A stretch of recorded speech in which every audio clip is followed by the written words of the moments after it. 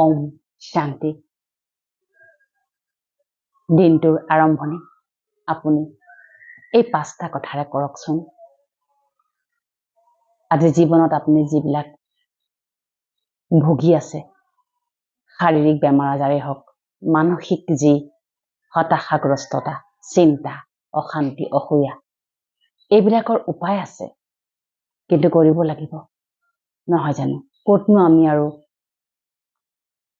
একে বিচাৰিলে কয় নহয়, আমি বিচাৰিলে চব বস্তু যদি ওচৰতে পালোহেঁতেন তেন্তেতো কথাই নাছিলে। আজি মানুহ মেটেৰিয়েলিষ্টিক পৃথিৱীত বেছি ব্যস্ত হৈ গৈছে। মান সন্মান, সা সম্পত্তি, প্ৰপাৰ্টি, বেংক বেলেঞ্চ, হয়নে? কাৰ কিমান শ্বেয়াৰ মাৰ্কেটত কিমান ষ্টক আছে, কোন কিমান পপুলাৰ সমাজত, কোনে কিমান ভাল ভাষণ কৰিব পাৰে, কোনে কাক চেৰাই আগবাঢ়ি যাব পাৰে, সেইবিলাকত লাগোতে মানসিকভাৱে আমি একেবাৰে নিঃশেষ হৈ পৰিছো। আজি ঘৰ সংসাৰ থাকিও মানুহ অকলশৰীয়া অনুভৱ কৰে, যেন কোনোৱে মোৰ আপোন নহয়। ৰিচেণ্টলি এনেকুৱা এটা ফোন কলছ পাইছিলো, এগৰাকী মাতৃ, তেওঁ চাকৰি কৰে, ভাল চাকৰি কৰে চেণ্ট্ৰেলৰ। তেওঁ মোক ফোন কৰি কৈছিল, ঘৰখনত যেতিয়ালৈকে মই দি থাকিব পাৰোঁ, মোৰ মানুহজনেও কাম নকৰে, পুত্ৰ বোৱাৰী সকলোকে যেতিয়ালৈকে মই দি থাকিব পাৰোঁ তেতিয়ালৈকে কিন্তু মোক বহুত ভাল পায়, আৰু যিদিনা মই মোৰ চেলাৰী শেষ হওঁ অৱস্থা মই দিব নোৱাৰা হওঁ, মোক সকলোৱে বহুত হেয় জ্ঞান কৰে। মোৰ জীৱনত এনেকুৱা কিয় হৈছে মই কেতিয়াবা ভাবোঁ। তেওঁৰ মনত ইমান ডাঙৰ এটা প্ৰশ্ন যে গোটেই ঘৰখনক আদিৰে পৰা অন্তলৈ ময়েই ধৰি ৰাখিছোঁ, ময়ে যত যি কৰিবলৈ কৰিছোঁ, ঘৰখনত ময়েই একমাত্ৰ টকা পইচা আহৰণ কৰ্তা। তেনেস্থলত কিয় মোৰ লগত তেনেকুৱা হৈ আছে চিষ্টাৰ? মই ইয়াৰ পৰা মুক্ত হ'ব পাৰিমনে? ডেফিনেটলি পাৰিব, কিয় নোৱাৰিব দেই। সেইবাবে পৰমাত্মাই কয়, যি ভুগি আছা, যি পাই আছা, তুমি আজি যিয়ে পাই আছা, এয়া তুমিয়ে আচলতে ক'ৰবাত নহয় ক'ৰবাত তোমাৰ একাউণ্টটো খোল খাইছে দেই। সৰ্বপ্ৰথমে আমি মানি ল'ব লাগিব, হয় দে, মোৰে চাগৈ ক'ৰবাত কিবা গণ্ডগোল আছিল, মোৰ নিশ্চিতভাৱে মোৰ ক'ৰবাত কিবা গণ্ডগোল আছিলে, যাৰ বাবে আজি মই এইখিনি পাইছোঁ, হয়নে? এই যে মানি লোৱা, গ্ৰহণ কৰাৰ যিটো শক্তি, পাৱাৰ অফ একচেপ্টিবিলিটি বুলি কওঁ আমি, সেইটো কেৱল কিন্তু আপুনি অন্তৰ মনৰ লগত যেতিয়া আপুনি একাগ্ৰ হ'ব, তাৰ লগতে আপোনাৰ আত্মাক যেতিয়া স্বয়ং প্ৰভু ভগৱন্ত পৰম পিতা পৰমাত্মাৰ লগত যেতিয়া আপুনি সংযুক্ত কৰিব, তেতিয়াই কিন্তু সেই আপোনাৰ যিটো গুণ গ্ৰহণ কৰা শক্তিটো কিন্তু আপুনি ঘূৰাই পাব। কিয় জানেনে? যিমানেই মানুহে আপোনাক নকওক কিয়, হওক দে, এনেকে চলি থাক দে, কিনো কৰিবি, উপায় নাই দে, গ্ৰহণ কৰ দে, মানুহে ক'লে আপুনি মানি নল'ব। কিন্তু যেতিয়া আমাৰ সৰ্বোচ্চতম শক্তি, যাৰ বাবে আমি ইয়াত আছো, যিয়ে অনবৰতে আমাৰ লগত কানেক্টেড হৈ থাকিবলৈ বিচাৰে, আমি আত্মা, আমাৰ পিতা পৰমাত্মা, যেতিয়া আমি পৰমাত্মাৰ নাম ল'ম, আপুনি এইটো এটা এক্সপেৰিমেণ্ট কৰি চাব পাৰে দেই। আপুনি দিনটোত খাওঁতে শুওঁতে উঠোতে বহোঁতে কেৱল পৰমাত্মাক স্মৰণ কৰক আৰু নামটো লওক, হে পৰম পিতা পৰমাত্মা, মই এতিয়া খাবলৈ বহিছোঁ, হে পিতা, আজি দিনটো মই যাবলৈ ওলাইছোঁ, অফিচত গৈ পালে, পিতা মই আহি পালোঁ। যেতিয়া আপুনি এটা সৰ্বোচ্চ সত্তা, সুপ্ৰিম অলমাইটি, হৰ্তা কৰ্তা বিধাতা, আমাৰ যি ভাগ্য বিধাতা, এই সৃষ্টিৰ যি দাতা, সৃষ্টিকৰ্তা, তেওঁক যেতিয়া আপুনি সকলো সময়তে লগত লৈ ফুৰিব, আপোনাক আৰু কোনো ধৰণৰ মনুষ্য শক্তি আচলতে আৱশ্যকতা নহ'ব। কোনো ডাঙৰ পলিটিকেল পাৱাৰ, কিবা ইকনমিকেল পাৱাৰেও আপোনাক সিমান সত্তালৈ আনি দিব নোৱাৰিব, যিমান আপোনাক সুপ্ৰিম অলমাইটি স্বয়ং প্ৰভু ভগৱন্ত পৰম পিতা পৰমাত্মা, ঈশ্বৰ আল্লাহ গড ভগৱানৰ সান্নিধ্যই আপোনাক আনি দিব পাৰে দেই। এইটো হৈছে পিয়ৰ প্ৰেম, সঁচা প্ৰেম, যি আপুনি কানেক্টেড হৈ আপুনি পাব, প্ৰাপ্তি আপুনি পাব। সেয়া আনে নেদেখিবও পাৰে, কিন্তু আপুনি অনুভৱ কৰিব কি লাগে এতিয়া সৰ্বোচ্চ। বহুত হৈ গ'ল দেখা, আমি দেখুৱাই দেখুৱাই লোৱা সম্পত্তিৰ ভাগ বহুত হৈ গ'ল হয়নে মোৰ ঘৰত কিমান সম্পত্তি আছে কিমান দামী মোৰ ফাৰ্নিচাৰ মোৰ ঘৰত কিমান ভাল ইণ্টেৰিয়ৰ কৰিছোঁ মোৰ কেইখন গাড়ী মোৰ সন্তান ক'ত পঢ়ি আছে ক'ত ক'ত বিদেশত এইবিলাক বহুত হৈ গ'ল আৰু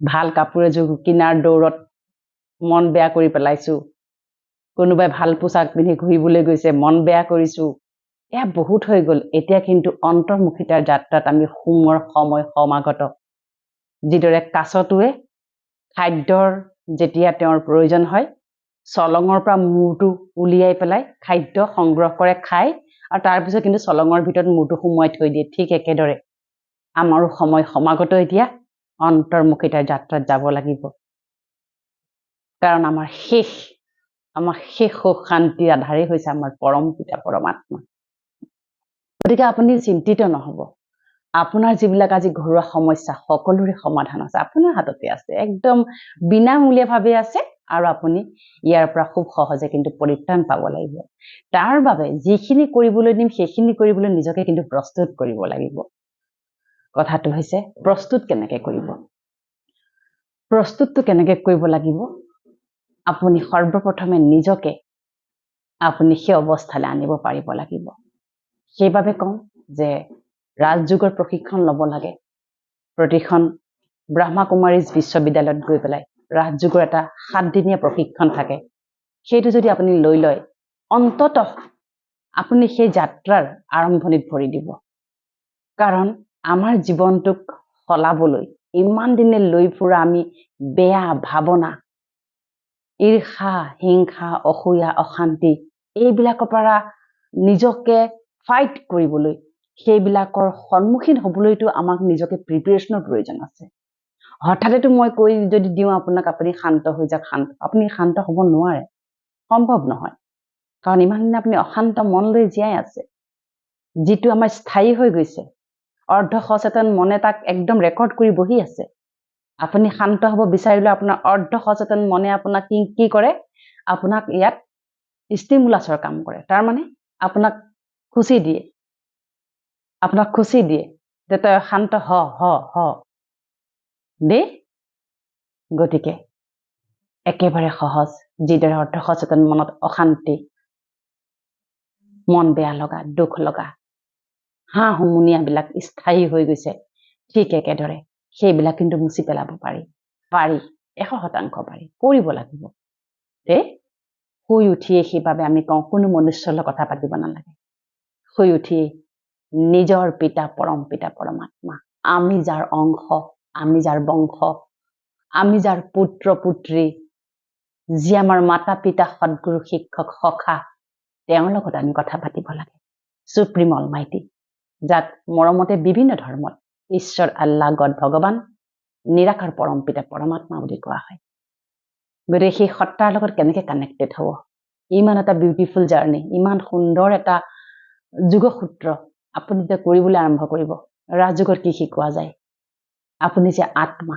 সেই আত্মাক ভ্ৰুকুটিৰ সোঁমাজত আপোনাক কল্পনাৰে ইমাজিনেশ্যনৰে সম্পূৰ্ণ বাস্তৱিক অৱস্থাত আপোনাক সেই আত্মাক ইয়াতে স্থাপনা কৰোৱা যায় আৰু যেতিয়া আপুনি নিজৰ আত্মাৰ লগত পৰিচয় হ'ব সেইদিনাখনে স্বয়ং পৰম পিতা পৰমাত্মা নিজে কানেক্টেড হয় নিজে হয় কাৰণ ঈশ্বৰ হৈছে নিৰাকাৰ সত্তাক সদায় নিৰাকাৰ এটা সত্তা লাগিব তাৰ লগতে সংযুক্ত হ'ব আপোনাৰ মানুহজনীৰ লগত নহয় আপুনি মঠ মন্দিৰ বহুত ভ্ৰমণ কৰক তীৰ্থস্থানলৈ যাওক শৰীৰটোহে লৈ গৈছে আৰু শাৰীৰিক যিবিলাক প্ৰব্লেম সেইবিলাকহে আপুনি তাত গৈ পেলাই ঝাৰি থৈ আহে কাৰণ আপুনিও জানে তাত গৈ পেলাই কোনো মানসিক শান্তি আমি অন্ততঃ কাৰো পৰা পাব নোৱাৰো কিবা এটা আপুনি মনোকামনা কৰক শাৰীৰিক বস্তু মোক এইটো লাগে গাড়ী এখন লাগে মই অমুক যাম তমুকলৈ যাম মোক এইটো কৰি দিয়ে মোৰ ল'ৰাটো চাকৰি এটা লাগে মোৰ ছোৱালীজনী কিবা এটা লাগে সেইবিলাক কিবা কৰিবলৈ হৈ যাব পাৰে কিন্তু কৈ চাওকচোন মোক মানসিক শান্তি দিয়া কেতিয়াও হ'ব নোৱাৰে গতিকে এটা কথা আজিৰে পৰা মনত ৰাখক যেতিয়া আপুনি মঠ মন্দিৰ তীৰ্থস্থান ভ্ৰমণ কৰিব এই যিখিনি কথা এতিয়া কম সেইখিনিও তাতে ক'বগৈ তাত যেতিয়া আপুনি ক'বগৈ আপুনি দেখিব সেই যি বায়ুমণ্ডলৰ যি দৈবিক সত্তা দেৱ দেৱতাৰ যি আগমন পূজন হৈ থাকে, য'ত ঈশ্বৰ আল্লাহ গড ভগৱানৰ ইবাদত হৈ থাকে, য'ত পূজন হৈ থাকে, ভজন হৈ থাকে, মন্থন হৈ থাকে, সেই স্থানত গৈ পেলাই যেতিয়া আপুনি এইখিনি কথা ক'ব, নিশ্চিতভাৱে আপুনি ফলাফল পাব। কি ক'ব ৰাতিপুৱা শুই উঠি? সৰ্বপ্ৰথমে সেইবাবে বিচনাখন ত্যাগ কৰাৰ পূৰ্বেই বা শুই উঠিয়েই সলসলীয়াকৈ মুখস্থ কৰি ল'ব। মুখস্থ কৰি ল'ব আৰু ইমিডিয়েটলি ক'বলৈ আৰম্ভ কৰিব যে মই আত্মা, মই পিতা পৰমাত্মাৰ সন্তান।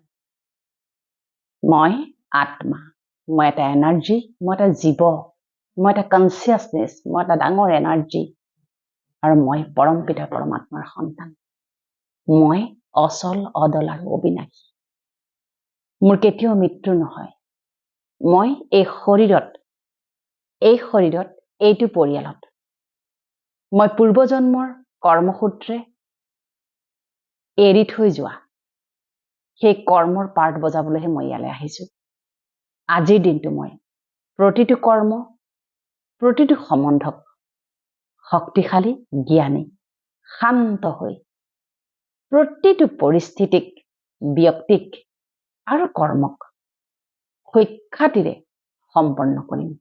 মই প্ৰবল আত্মবিশ্বাসী, মানসিক, আৱেগিক আৰু শাৰীৰিকভাৱে সুস্থ, সবল আৰু শক্তিশালী আত্মা। আজিৰ দিনটোত মই সকলোকে কেৱল ক্ষমা কৰিম। আজিৰ দিনটোত কেৱল মই সকলোকে কল্যাণকাৰী দৃষ্টিৰে চাম। আজিৰ দিনটোত মই সকলোকে সহযোগ কৰিম। মোৰ কোন শত্ৰু, মোৰ কোন মিত্ৰ, মই তাত ভেদাভেদ নাৰাখো। আজিৰে পৰা মই সকলোকে সহযোগ কৰিম। আৰু এই ঘৰখনত থকা প্ৰতিটো আত্মা মোৰ সহযোগী হৈ পৰিছে। এই ঘৰখনত থকা প্ৰতিটো আত্মা মোৰ একান্ত আজ্ঞাকাৰী আৰু মোৰ লগত মধুৰতা, একত্ৰতা নিৰ্মাণ কৰিছে। প্ৰতিটো আত্মাই বহুত ভাল, প্ৰতিটো আত্মাই মোৰ বাবে কল্যাণকাৰী। আজিৰ দিনটোত মই প্ৰতিটো আত্মাক শুভকামনা, শুভভাৱনাৰ আশীৰ্বাদ দিছো। তেওঁলোকৰ দিনটো আজি মংগলময় হওক, সুখৰ হওক, সুখ, শান্তি, আনন্দ, প্ৰাচুৰ্যৰে পৰিপূৰ্ণ হওক। মই প্ৰেম স্বৰূপ, জ্ঞান স্বৰূপ, আনন্দ স্বৰূপ, সুখ স্বৰূপ, দিব্য স্বৰূপ, পৰম পবিত্ৰ স্বৰূপ আত্মা হওঁ। আজিৰ দিনটো মোৰ শ্ৰেষ্ঠ হ'ব। মোৰ প্ৰতিটো সংকল্প সিদ্ধি হ'ব। আজিৰ দিনটোত মই প্ৰতিটো মুহূৰ্তত সুখ আনন্দৰে মই পৰিপূৰ্ণ হৈ থাকিম। মোৰ সুখ আনন্দ কোনো ব্যক্তিৰ, কোনো পৰিস্থিতি, কোনো পৰিৱেশৰ ওপৰত নিৰ্ভৰশীল নহয়। মোক কোনোবাই ভাল পাওক বা নাপাওক, মই আজিৰ দিনটোত সকলোকে কেৱল নিস্বাৰ্থ প্ৰেম দিম, আদৰ দিম, সন্মান দিম, সহযোগিতা দিম। মই পৰিৱৰ্তন হৈছো। মই নিজে নিজক পৰিৱৰ্তন কৰিছো। মই ঈশ্বৰৰ সন্তান হওঁ। মই মাষ্টাৰ শক্তিশালী হওঁ। মই মহা শক্তিশালী হওঁ। মই শান্ত আৰু জ্ঞানী হওঁ। শান্তি মোৰ স্বধৰ্ম, শান্তি মোৰ জনম সিদ্ধ অধিকাৰ, শান্তি মোৰ ব্যক্তিত্ব, শান্তি মোৰ স্বভাৱ সংস্কাৰ। আজিৰ দিনটোত মই প্ৰতিটো কৰ্ম শান্ত শান্ত শান্ত হৈ কৰিম। পৰম পিতা পৰমাত্মাৰ কৃপা দৃষ্টি আশীৰ্বাদ সদায় মোৰ লগত আছে, আজীৱন থাকিব। আৰু আপোনাৰ যদি তেনেকুৱা পৰিয়ালতে কোনোবা মানুহ আছে যোনে আপোনাক ভাল নাপায়, যাৰ লগত আপোনাৰ মাতবোল নাই বা ঈৰ্ষা ঈৰ্ষি চলি আছে, আপুনি জানে মোক ভাল নাপায় পেটে পেটে, সেই ব্যক্তিক আপুনি ভাইব্ৰেশ্যন দিয়ক। তেওঁক এগৰাকী আপুনি সম্বন্ধত আনি পেলাই নিদিব। এগৰাকী এনেকে ভাবি পেলাই দিয়ক যে তেওঁৰ ওপৰত পুতৌ জন্মিব লাগিব। কিয়নো যেতিয়া আমাক কোনোবাই ঈৰ্ষা কৰে, আমাৰ তেওঁৰ ওপৰত পুতৌ নজন্মে, আমি প্ৰতিশোধ পৰায়ণ হৈ যাওঁ। সেইটোৱে হৈছে সকলোতকৈ ডাঙৰ মহামাৰী। যোনে আপোনাক ঈৰ্ষা কৰিব, তেওঁৰ প্ৰতি আপুনি দয়ালু কৃপালু হৈ যাওক। কিয় জানেনে? সেইজন ইতিমধ্যে নিজেই মহামাৰীৰ গৰ্ভত আক্ৰান্ত হৈ আছে। তেনেস্থলত আপুনিও যদি তেওঁক প্ৰতিশোধ ল'বলৈ যায়, কি হ'বগৈ? তেওঁৰ যিখিনি নিগেটিভিটি চিধাকে আপোনালৈ ট্ৰান্সফাৰ হ'ব, তেওঁতকে বেছি দুগুণে হ'ব। গতিকে পৰমাত্মাই কয়, যোনে যি তোমাক কৰে তুমি সেইটো নকৰিবা। তুমি সদায় দয়ালু আৰু কৃপালু হৈ ক্ষমাশীল হৈ তুমি ক্ষমা দান কৰি দিয়া। দেখিবা সেই সম্বন্ধই পিছদিনৰ পৰাই তোমাৰ লগত আৰু তেনেকুৱা কৰিবলৈ কেতিয়াও তেওঁ মন নকৰিব। যেতিয়া আমি আত্মাক ভাইব্ৰেশ্যন দিম, আত্মাক ভাইব্ৰেশ্যন দিয়াৰ লগে লগে সেই আত্মা পৰিৱৰ্তন হয়। বহু বেয়া আত্মাও পৰিৱৰ্তন হৈ যাব। আসুৰিক সংস্কাৰৰ আত্মাও দৈবিক সংস্কাৰলৈ ৰূপান্তৰিত হ'ব। গতিকে আপুনি এইখিনি সদায় কৰক। ৰাতিপুৱাৰ প্ৰথম পানীগিলাচ সদায় চাৰ্জ কৰি খাওক। পানীগিলাচ ল'ব, মই প্ৰেমস্বৰূপ, আনন্দস্বৰূপ, সুখস্বৰূপ, দিব্যস্বৰূপ, পৰম পবিত্ৰ স্বৰূপ। আজিৰ দিনটো মোৰ শ্ৰেষ্ঠ হ'ব, মোৰ প্ৰতিটো সংকল্প সিদ্ধি হ'ব। আজিৰ দিনটোত মই আত্মিক প্ৰেম আৰু সুখ আনন্দৰে পৰিপূৰ্ণ হৈ থাকিম। হে পৰম পিতা পৰমাত্মা, তোমাক কোটি কোটি ধন্যবাদ। আজিৰ দিনটো মই যোনে মোক যি নকওক কিয়, যি নকৰিছিল কিয়, মই সকলো পাহৰি গৈছো। মোৰ কাৰোৰে প্ৰতি কোনো আক্ষেপ নাই। সকলোৰে মংগল হওক, সকলোৰে কল্যাণ হওক। যেতিয়া আপুনি মহাবাক্য ক'ব, আপোনাৰ ভিতৰৰ যিটো আত্মিক বিশ্বাস, আত্মবিশ্বাস তাক কোৱা হয়। নিজেই নিজৰ ওপৰত থকা বিশ্বাস কণ্টান, সেইটো হৈছে আত্মবিশ্বাস। যে মই সুখী, আত্মবিশ্বাসেৰে আপুনি ক'ব পাৰিব। মোৰ লগত একো নাই কিন্তু মই অথচ সুখী, সেইটোৱে আপোনাৰ আত্মবিশ্বাস। গতিকে আত্মাক বিশ্বাসযোগ্য কৰিব পৰাকে এই সংকল্পৰে আপুনি নিজকে নিৰ্মাণ কৰিব লাগিব। আপোনাৰ দিনটো সুখ আনন্দ প্ৰাচুৰ্যৰে পৰিপূৰ্ণ হওক। আপোনাৰ ঘৰ সংসাৰত সুখ আনন্দ পবিত্ৰতা দিব্যতা স্থাপনা তাৰে কামনাৰে। ওম শান্তি।